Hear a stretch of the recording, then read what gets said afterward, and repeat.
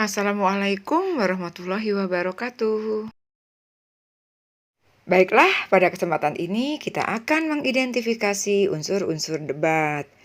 Nah, unsur-unsur debat terdiri dari mosi, tim afirmasi, tim oposisi, tim netral, penonton atau juri yang dipanggil, moderator, dan juga penulis. Berikut ini adalah contoh unsur-unsur debat. Mosi. Contoh mosi. Penyerapan kosakata bahasa asing, bukti ketidakmampuan bahasa Indonesia dalam interaksi dengan bahasa lain. Nah, kegiatan debat tersebut dibuka oleh seorang moderator. Contoh kalimat yang diucapkan oleh moderator ketika membuka debat. Assalamualaikum warahmatullahi wabarakatuh. Selamat siang.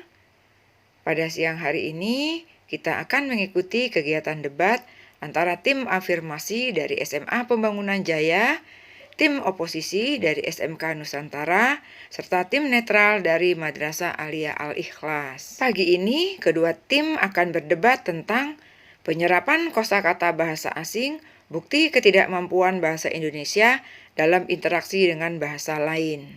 Sebelum melaksanakan debat, saya akan membacakan tata tertib debat sebagai berikut. 1.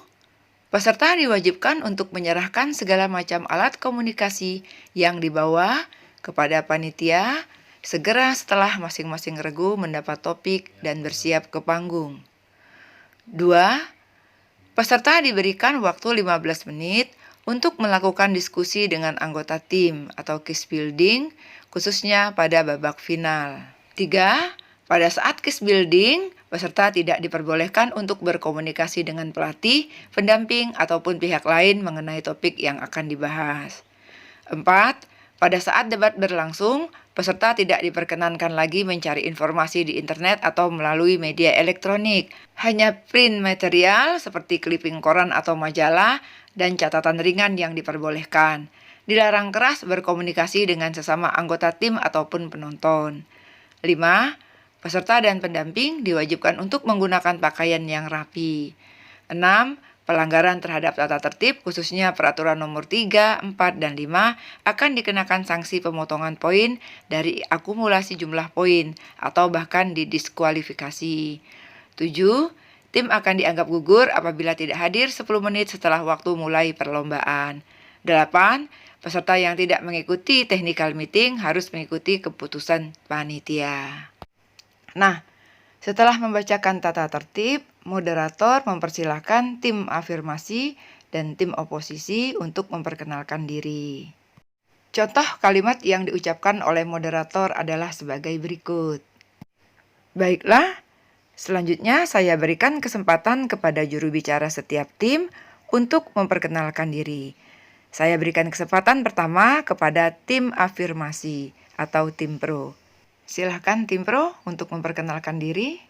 Kami dari DKI Jakarta, saya Afia Fitriani sebagai pembicara pertama, saya Mijigan Jasman, saya sebagai pembicara kedua, saya Mijigan Demanda Georgiana, saya sebagai pembicara ketiga. Main sebentar di pinggir kanal, nunggu malam sambil bakar bara, perjuangan akhir di babak final, DKI Jakarta yang jadi juara. Nah, setelah memperkenalkan diri, tim juga boleh menyampaikan yel-yel. Contohnya sebagai berikut.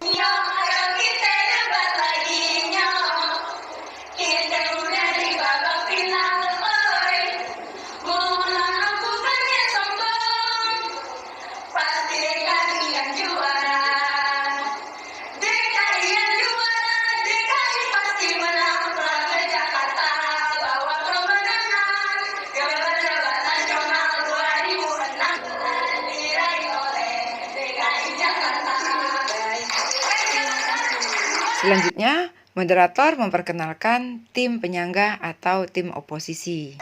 Ya, demikian perkenalan dari tim pendukung dari DKI Jakarta. Kita dengarkan perkenalan kembali dari tim penyangga dari Provinsi Jawa Timur. Silakan.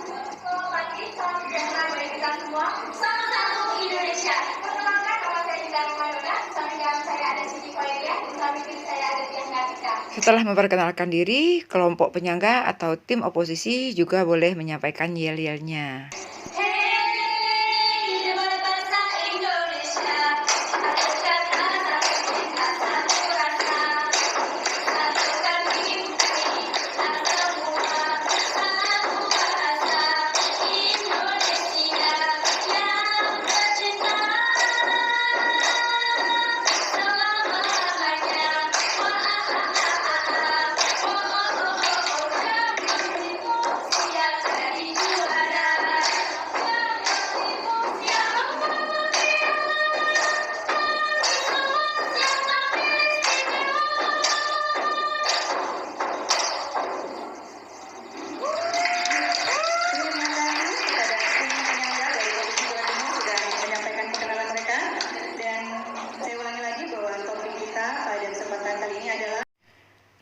Setelah moderator memberikan arahan, dilanjutkan dengan kegiatan debat. Kegiatan debat ini diawali dari tim afirmasi atau tim pro. Tata caranya sebagai berikut. Pembicara pertama tim pro mendefinisikan topik atau mosi, memberikan kerangka kasus tim pemerintah, menjabarkan pembagian kasus, dan mempresentasikan argumen tim pro yang menjadi bagiannya. Setelah itu, pembicara pertama tim kontra membahas definisi topik atau mosi apabila terdapat masalah, menjelaskan perbedaan-perbedaan mendasar antara tim pro dan tim kontra, lalu memberi kerangka kasus atau sanggahan tim kontra, menjabarkan pembagian kasus dan atau sanggahan tim kontra, dan menjelaskan poin-poin tim kontra yang dibawakan pembicara pertama. Selanjutnya, pembicara kedua tim pro mempertahankan definisi mosi menurut tim pro apabila diperlukan, dan kasus tim dari serangan tim kontra, menyanggah argumen tim kontra, dan berlanjut ke argumen tim pro yang menjadi bagian pembicara kedua. Selanjutnya, pembicara kedua dari tim kontra melakukan hal yang sama dengan pembicara kedua tim pemerintah atau tim pro. Selanjutnya, pembicara ketiga dari tim pro mengalokasikan waktu pidatonya untuk menyanggah argumen tim kontra dan tidak diperkenankan membawa argumen baru. Dan yang terakhir, pembicara ketiga dari tim kontra akan fokus menyanggah argumen tim lawan dan tidak diperbolehkan membawa argumen baru. Kegiatan debat selanjutnya yaitu pidato jawaban atau kesimpulan. Pidato jawaban akan dimulai oleh tim oposisi, baru kemudian tim pemerintah atau tim pro. Pidato jawaban hanya boleh disampaikan oleh pembicara pertama atau kedua masing-masing tim. Pidato jawaban bisa dideskripsikan sebagai cara terakhir memenangkan suatu tim dan menyimpulkan isu-isu utama di dalam debat. Pembicara dalam pidato jawaban tidak mempunyai waktu untuk membahas argumen-argumen maupun contoh-contoh kecil. Pembicara ini harus membahas isu utama dalam debat secara menyeluruh untuk menunjukkan bagaimana isu-isu utama tersebut dibahas secara lebih baik oleh tim pembicara dan gagal dijelaskan oleh tim lawan. Baiklah, mari kita dengarkan contoh kegiatan debat berikut ini. Mosi kita hari ini masih cukup menarik sekali. Penggunaan bahasa asing diperbolehkan pada papan nama usaha. Perlu di dalam papan nama usaha. Terlebih dahulu, saya akan sampaikan latar belakang sehingga pembahasan kita hari ini masih dalam satu fokus utama. Dan kami berharap tim kontra harus mengikuti apa yang telah disampaikan oleh tim pemerintah dan tidak melenceng kemana-mana. Tertera pada pasal 36 ayat 4 Undang-Undang Nomor 24 Tahun 2009 tentang bendera, bahasa, dan lambang negara serta lagu kebangsaan yang berbunyi. Penamaan sebagaimana dimaksud pada ayat 1, papan nama usaha maksudnya dapat menggunakan bahasa daerah atau bahasa asing apabila memiliki nilai sejarah, budaya, adat istiadat, dan atau keagamaan. Dari hal ini sudah jelas bukan bahwa di dalam undang-undang tidak pernah menyampaikan tidak boleh, tidak digunakannya bahasa asing. Malah sebaliknya, di undang-undang ini diperbolehkan kalau mengandung nilai sejarah, mengandung adat istiadat ataupun keagamaan. Atas dasar inilah tim pemerintah menyetujui bahwa di dalam papan usaha kita boleh mempergunakan bahasa asing. Sebelum saya menyampaikan argumen terlebih dahulu, saya akan menyampaikan definisi yang menjadi kata-kata profesional terhadap pembahasan kita pada hari ini.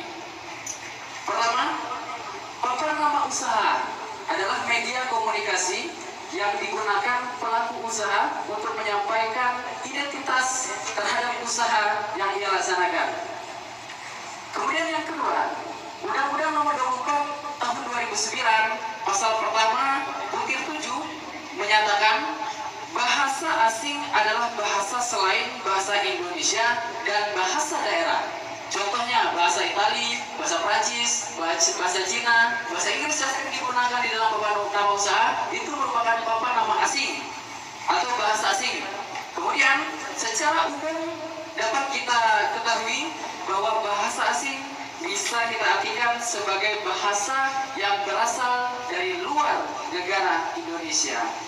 Atas definisi itu, kami telah membuat batasan terhadap pembahasan yang akan kita bahas terletak pada papan nama usaha dan bahasa asing yang bukan berasal dari negara Indonesia. Kemudian saya akan menyampaikan argumen terkait persetujuan kami bahwa bahasa asing diperbolehkan dalam penggunaan di papan nama usaha. Pertama, menurut Charles Mason tahun 1998 ada tujuan pemberian nama usaha menurut Charles Mason. Yang pertama adalah menciptakan citra usaha. Bagaimana maksudnya? Dengan menggunakan bahasa asing dari suatu negara, maka akan memberikan persepsi bahwa usaha tersebut berasal dari negara tersebut atau berhubungan dengan negara tersebut, sehingga citra yang ditimbulkan usaha akan berhubungan dengan citra di mana bahasa itu berasal. Tentunya ketika kita berkunjung di tempat suatu usaha, kita melihat ada nama usaha yang berasal dari negara asing, maka kita akan tertarik karena itu menunjukkan citra usaha yang berasal dari suatu negara itu sendiri.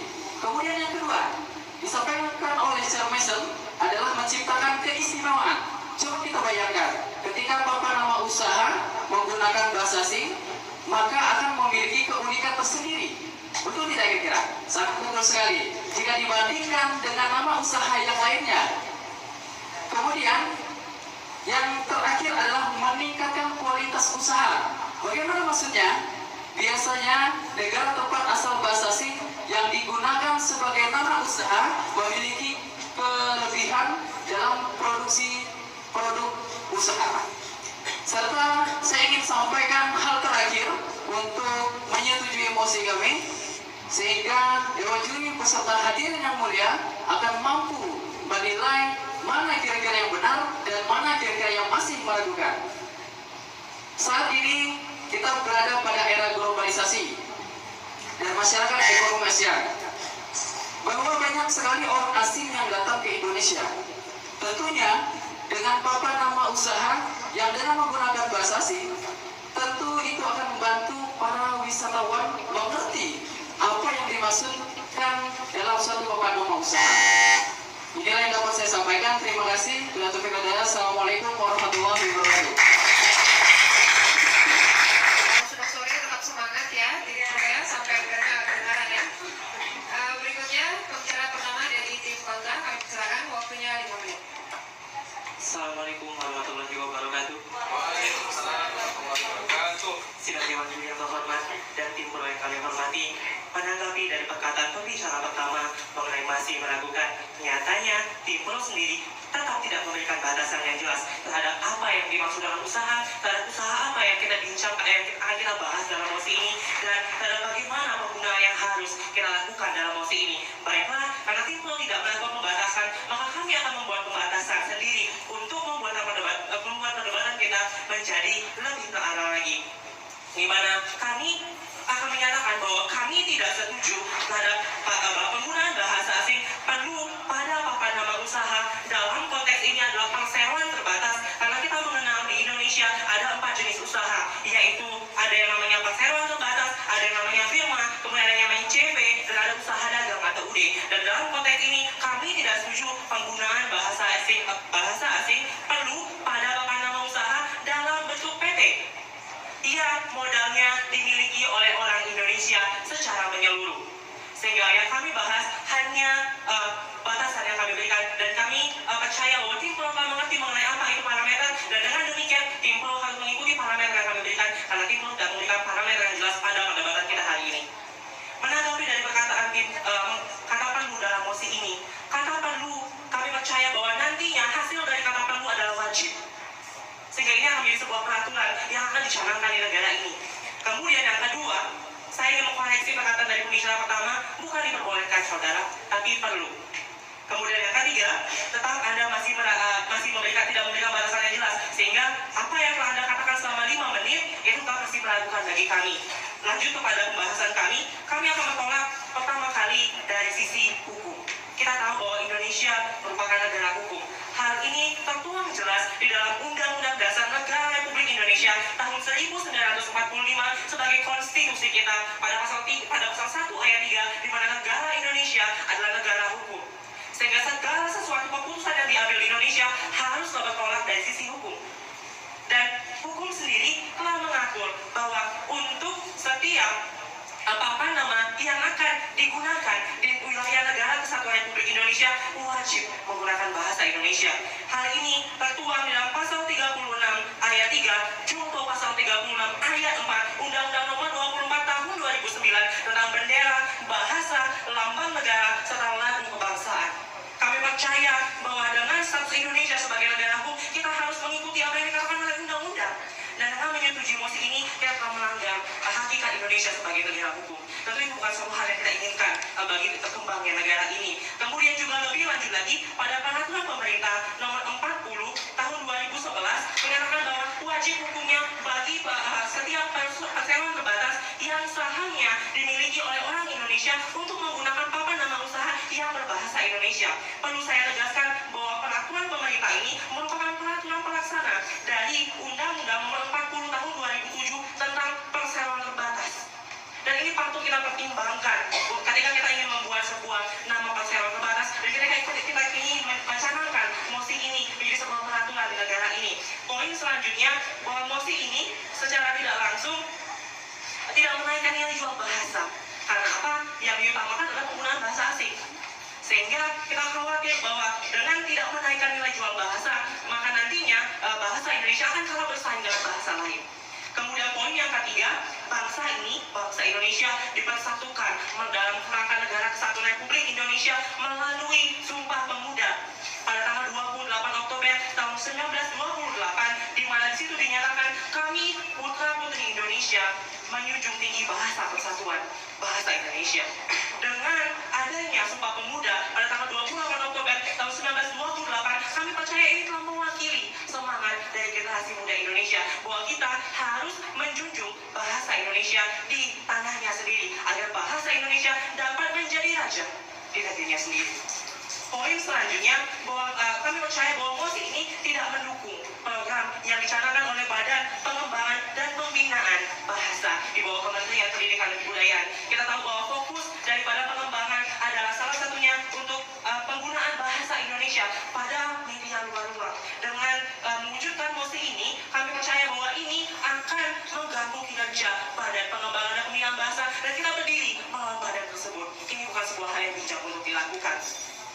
Kemudian unsur utama dari bahasa adalah penutur, dan kita tahu bahasa asing lebih sedikit penuturnya dibandingkan bahasa Indonesia. Di Indonesia sendiri akan lebih bijak jika kita menggunakan bahasa sendiri tanah sendiri. Dan dengan berbagai hal yang saya sampaikan, kami tetap pada pendirian kami untuk mengatakan kami tidak setuju dengan mosi kita, yaitu penggunaan bahasa asing pada papan nama usaha, yaitu PT yang dimiliki oleh orang Indonesia secara sepenuhnya. Terima kasih. Sore semakin hangat perdebatannya. Kami berikan kesempatan kepada pembicara dua dari Timur. Silakan, Pak. Assalamualaikum warahmatullahi wabarakatuh. Selamat siang menjelang sore teman-teman semuanya. Dewan juri yang terhormat, mohon maaf sebelumnya bahwa tugas pemberian batasan atau parameter yang telah disampaikan oleh tim kontra adalah merupakan tugas dari tim pro. Di sini kami telah membatasi, yaitu adalah penggunaan bahasa asing seperti bahasa Inggris, bahasa Arab, dan bahasa lainnya. Dan papan nama usaha yang dimaksud adalah segala papan nama usaha. Dan di sini kami tidak bisa menerima batasan yang telah disampaikan oleh tim kontra, karena bagaimanapun juga bukan merupakan tugas tim kontra untuk memberikan batasan terhadap mosi pada hari ini. Kemudian, bantahan yang akan saya sampaikan terkait dengan pernyataan yang telah disampaikan oleh pembicara pertama dari tim kontra, yaitu mengatakan adanya Undang-Undang Nomor 24 Tahun 2009 pasal 36 ayat 3 yang mengatakan bahwa negara Indonesia ialah negara hukum dan harusnya menaati hukum. Akan tetapi juri yang terhormat, karena tidak ada sanksi pidana apabila kita melanggarnya. Jadi, dengan bukti tersebut, kami menyatakan bahwa penggunaan bahasa asing perlu dilakukan pada papan nama usaha. Kemudian, pada ayat keempat yang telah disampaikan oleh pembicara pertama tim kami, penama sebagaimana dimaksud pada ayat pertama dan ayat ketiga dapat menggunakan bahasa daerah atau bahasa asing apabila memiliki nilai sejarah, budaya, adat istiadat, dan atau keagamaan. Saya ambil contoh, seperti usaha Kentucky Fried Chicken atau KFC. Kentucky itu adalah suatu nama daerah, sehingga Kentucky Fried Chicken dapat menggunakan atau perlu bahasa asing kepada papan nama usahanya. Kemudian, tidak hanya ada sanggahan, di sini saya akan memperkuat argumen yang telah disampaikan oleh pembicara pertama kami, bahwa kami tetap mendukung mosi pada hari ini. Yang pertama, menurut Al-Harudin Utaswud, SNM, pada laman Kementerian Pendidikan dan Kebudayaan Balai Bahasa Provinsi Sumatera Utara menyatakan bahwa penggunaan bahasa asing dengan berbagai jenis variasi pada papan nama usaha di Kota Medan muncul karena dua hal. Yang pertama, para pemilik atau pelaku usaha ternyata ada yang tidak menyadari bahwa kata-kata yang mereka gunakan pada papan nama usaha mereka adalah kata-kata asing. Seperti contoh kata laundry atau tempat pencucian baju. Banyak, menurut Al-Harudin sendiri, banyak pelaku usaha yang menggunakan bahasa asing karena ketidaktahuannya. Oleh karena itu, penggunaan bahasa asing perlu pada papan nama usaha. Selain itu, ditemukan juga beberapa pelaku usaha yang tidak tahu bahwa mereka telah menggunakan struktur bahasa asing pada papan nama usaha mereka. Banyak papan nama usaha yang memang menggunakan kosakata bahasa Indonesia, tetapi yang memakai struktur bahasa asing seperti Mustika Laundry. Mustika Laundry itu merupakan struktur bahasa asing dan kosakata bahasa asing. Sehingga di sini kami tetap berpegang teguh pendirian bahwa penggunaan bahasa asing perlu dilakukan pada papan nama usaha. Berdasarkan argumen yang telah saya sampaikan, dan nantinya akan diberikan contoh-contoh oleh pembicara ketiga tim kami. Sekian dari saya. Jika ada salah kata, bilai fisabilillah, wassalamualaikum warahmatullahi wabarakatuh. Kedua dari tim kontra dipersilakan. Sidang Dewan Juri yang terhormat serta tim pro yang saya banggakan.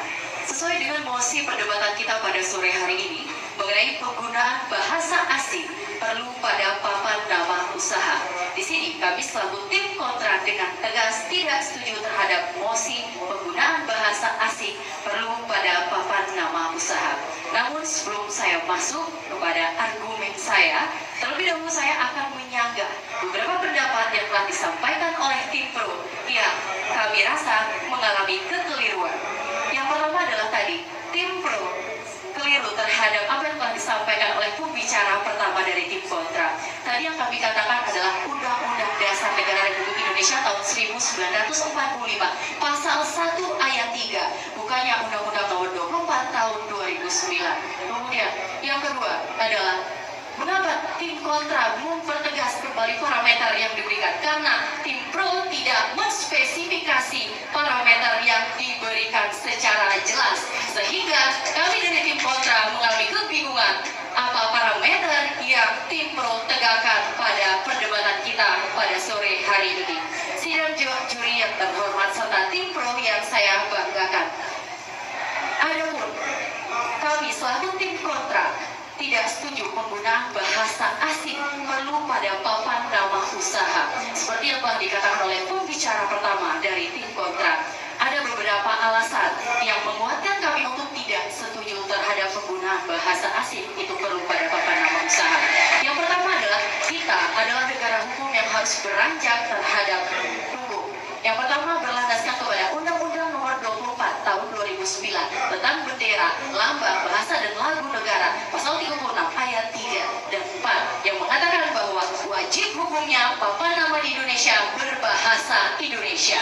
Ini sudah jelas ditegakkan bahwa bentuk usaha di Indonesia yang keseluruhannya di dalam penanaman investasinya adalah orang Indonesia itu wajib menggunakan bahasa Indonesia. Sidang Dewan Juri yang terhormat serta tim pro yang saya banggakan. Kemudian beranjak kepada penguatan argumen kami yang kedua, kenapa kami tidak setuju dengan penggunaan bahasa asing dulu pada papan nama usaha. Seperti yang telah disampaikan oleh pembicara pertama kami bahwa kita Sumpah Pemuda pada tanggal 24 Oktober tahun 1928 telah mencetuskan kami putra-putri Indonesia menjunjung tinggi bahasa persatuan bahasa Indonesia, dan ini dengan tegas menjelaskan bahwa kita sebagai warga negara Indonesia yang sudah jelas tugasnya untuk menjunjung tinggi bahasa persatuan bahasa Indonesia. Kemudian yang ketiga adalah kita harus tahu meninjau kedudukan bahasa Indonesia di negara kesatuan Republik Indonesia. Ada kedudukan bahasa yang kami tinjau di sini, ada dua. Yang pertama, kita tahu bahasa Indonesia sebagai bahasa persatuan. Bagaimana kita akan menjunjung tinggi bahasa persatuan sementara pemberian nama-nama usaha di luar itu menggunakan bahasa asing. Kemudian adalah identitas bangsa. Lambat laun ketika kita tidak menerapkan penggunaan bahasa Indonesia seperti yang dicanangkan program oleh Badan Pengembangan dan Pembinaan Bahasa adalah sosialisasian bahasa Indonesia di luar ruang itu tidak diterapkan. Kemudian di sini kami mempertegas kembali adalah adanya dampak yang akan ditimbulkan ketika kita menerapkan penggunaan bahasa asing pada papan nama usaha. Itu adalah salah satu adalah melunturkan jiwa nasionalisme. Untuk itu dengan tegas kami tidak setuju penggunaan bahasa asing perlu pada papan nama usaha. Terima kasih.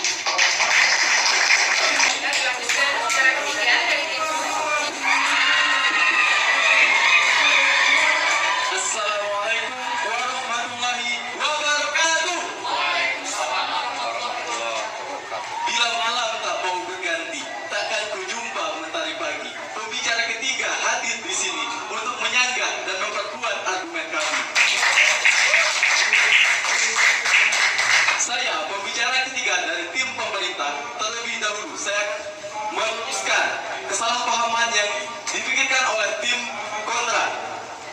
Dari pembicaraan pertama, tim kami telah menyampaikan bahwa kalau mosi sudah jelas, apalagi harus dispesifikkan. Padahal sudah dikatakan bahwasanya bahasa asing adalah bahasa selain bahasa Indonesia. Jadi itu boleh bahasa Arab, bahasa Inggris, atau bahasa India. Jadi batasan disampaikan dalam bahasa itu berarti selain bahasa Indonesia. Kemudian sanggahan selanjutnya yang disampaikan oleh tim kontra bahwa pada Undang-Undang Nomor 24 Tahun 2009 Pasal 36 Ayat 3 terdapat kata wajib. Namun tahukah Anda pada ayat selanjutnya, pada ayat keempat dikatakan boleh menggunakan bahasa asing ataupun bahasa daerah. Jadi itu sudah jelas. Walaupun pada ayat ketiganya dikatakan wajib menggunakan bahasa Indonesia, namun pada ayat keempatnya boleh untuk menggunakan bahasa asing. Selanjutnya, saya akan menyampaikan argumen terkait persetujuan kami terhadap mosi. Dengan diperbolehkannya menggunakan bahasa asing pada papan usaha, berdasarkan argumen yang diberikan oleh Anharudin Hatta Suhud SSM Hum dalam Balai Bahasa Provinsi Sumatera, dengan menggunakan bahasa asing dapat memberikan citra positif bagi usaha seperti lebih bermutu, lebih bergengsi, lebih menarik, lebih berkelas. Seperti kata tour lebih menarik dibandingkan perjalanan. Kemudian dengan menggunakan bahasa asing pada papan nama usaha yang ada di Indonesia tentu akan menarik perhatian dari para calon pembeli. Dengan papan nama usaha yang bercampur dengan bahasa asing dinilai kembali lebih menarik. Seperti contoh, misalnya ada sebuah usaha Apple Ice Cream. Ketika orang mendengar kata tersebut, tentu ia akan berpikir apakah dengan merasakan ice apple itu ia akan merasakan sensasi makan es seperti di Menara Eiffel. Jadi itu memberikan daya tarik tersendiri pada usaha itu. Mungkin itu saja yang dapat saya sampaikan. Wabillahi taufiq wal hidayah. Wassalamualaikum warahmatullahi wabarakatuh. Assalamualaikum warahmatullahi wabarakatuh. Saya pembicara ketiga dari tim kontra yang pada hari ini sebelum memberikan kalian benang merah apa saja yang akan dibicarakan oleh pembicara pertama dan kedua dan menyangga dari tim pro, saya yang pertama ingin mengucapkan puji dan syukur kehadiran Allah Subhanahu wa taala untuk hari ini dan terima kasih kepada Dewan Juri serta penonton yang hari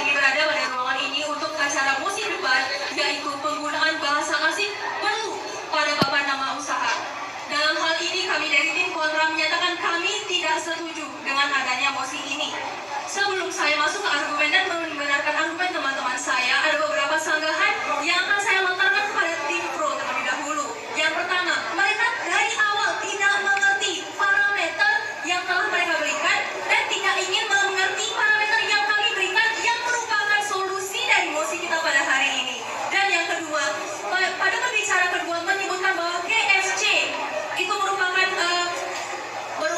papan nama usaha yang sudah ada karena dari zaman sebelum tahun-tahun ini dan merupakan serapan dari negara lain. Hal itu merupakan hal yang salah karena pada Undang-Undang Nomor 24 Tahun 2009 Pasal 36 ayat 3 dan 4 menyebutkan boleh memiliki bahasa asing jika ada 4 nilai, yaitu sejarah, adat istiadat, budaya, dan agama. Apakah hal itu masuk, KSC itu masuk ke dalam adat istiadat Indonesia? Tentu tidak, bukan. Itu adalah kesalahan dari tim pro. Selanjutnya adalah bagaimana mosi kita pada hari ini. Solusi dari tim kontra adalah solusi yang nyata. Yang pertama adalah adanya penggunaan bahasa asing yang perlu pada papan nama usaha, tidak mendukung badan pengembangan dan pembinaan dalam penggunaan bahasa Indonesia dalam lingkup luar ruang. Dan ada 3 sikap bahasa yang perlu kita ketahui, yaitu kesadaran norma, kesetiaan bahasa, dan kebanggaan berbahasa. Karena itulah kami dari tim kontra sangat tidak setuju untuk mosi penggunaan bahasa asing perlu pada papan nama usaha. Terima kasih. Baiklah, saatnya memberikan kesimpulan dari masing-masing tim. Untuk kanan tim pro, ada kesimpulannya. Waktunya 2 menit. Bismillahirrahmanirrahim. Assalamualaikum warahmatullahi wabarakatuh. Di waktu dan kesempatan terakhir ini tidak banyak yang saya minta, hanya perhatian dari kawan-kawan, karena yang akan saya ceritakan bukan cerita bulan yang mengukuhkan bumi, tetapi cerita ini sangatlah harus kita pahami bersama untuk menentukan siapa yang benar dan siapa yang salah kira-kira. Pertama, kita telah buktikan menurut Chair Mason pada tahun 1988 ada 3 fungsi yang utama untuk papan nama usaha yang menggunakan bahasa asing. Pertama adalah menciptakan citra usaha itu sendiri. Yang kedua, meningkatkan kualitas usaha. Yang ketiga, menciptakan keistimewaan suatu usaha. Ketika ketiga faktor ini telah kita internalisasikan di dalam dunia usaha di Indonesia, tentu itu akan berdampak positif bagi kemajuan ekonomi di Indonesia, dan itu sangat menguntungkan sekali bagi kita.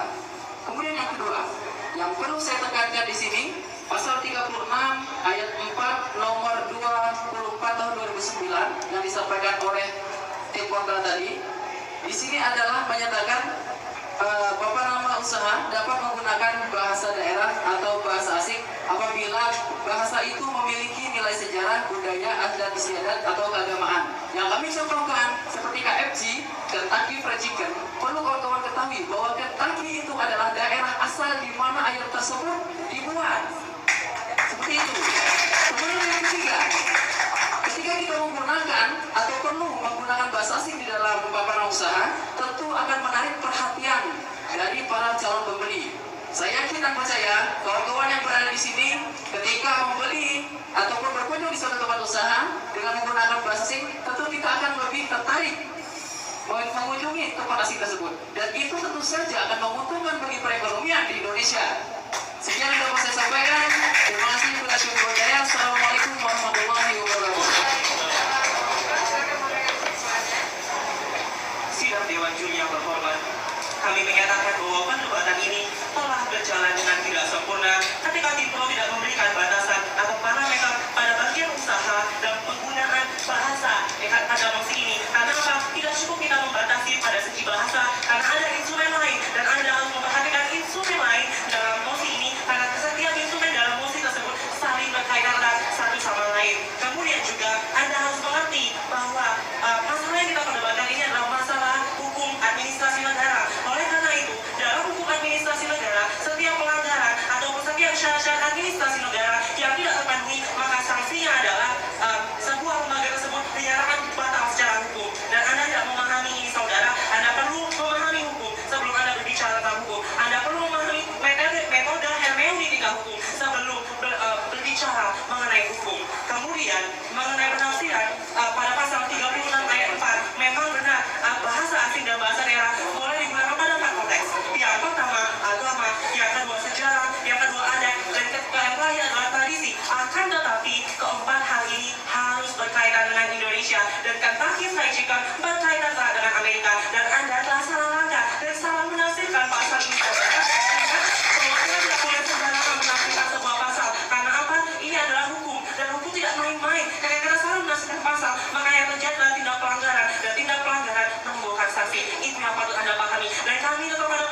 kami berdasarkan sisi hukum bahwa mosi ini tidak patut dilaksanakan, yaitu penggunaan bahasa asing tidak perlu pada papan tamu usaha dalam bentuk perseroan terbatas yang seharusnya dimiliki oleh orang Indonesia. Sekian dan terima kasih. Nah, demikianlah tata cara debat dan alur debat. Mudah-mudahan bisa dipahami. Sekian dan terima kasih.